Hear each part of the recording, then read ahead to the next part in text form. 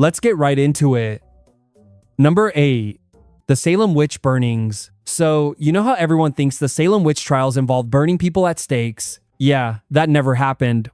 I know what you're thinking, but I've seen it in movies. There were stakes and fire and everything. Well, Hollywood lied to you. Again, here's what actually went down. The Salem witch trials were definitely real, and they were definitely horrible, but nobody got burned.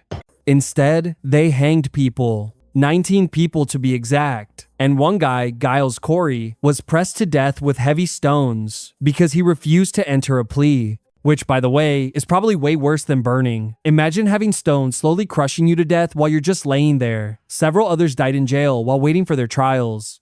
But again, no burning. So why do we all think there were burnings? Well, that's because in Europe, they did burn witches.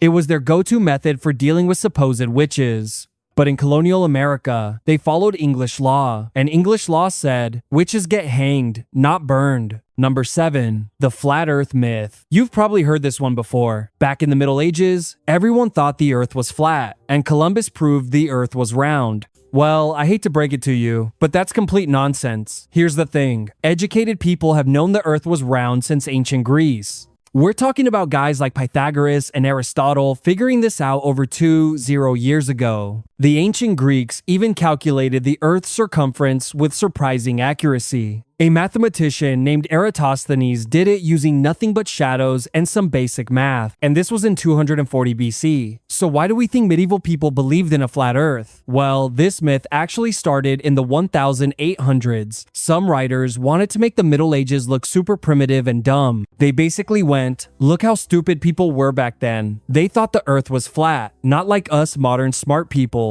The reality is, by the Middle Ages, any educated person knew the Earth was round. It was taught in universities. Medieval scholars wrote about it. Sailors navigated by it. Columbus didn't sail to prove the Earth was round. He actually thought the Earth was smaller than everyone else did. But he was wrong, and everyone else was right. The real argument wasn't about whether the Earth was round. It was about how big it was. And Columbus got lucky that there was a whole continent in his way. Otherwise, his crew would have starved to death in the middle of the ocean. So next time someone tells you about medieval people believing in a flat Earth, you can tell them that's about as historical as dragons and unicorns. Number 6. The Titanic Myth. Alright, so we all know the story of the Titanic, right? Big fancy boat hits an iceberg and sinks. Well, not exactly.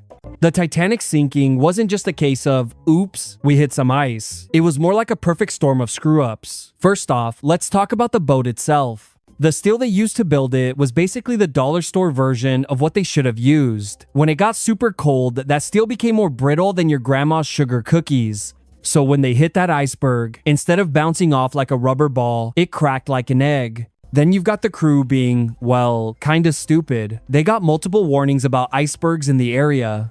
But instead of slowing down like any sane person would, they were like, nah, full speed ahead. They didn't even have enough lifeboats for everyone on board, because apparently, they thought having enough lifeboats would make the deck look too crowded. That's like not wearing a seatbelt, because it wrinkles your shirt.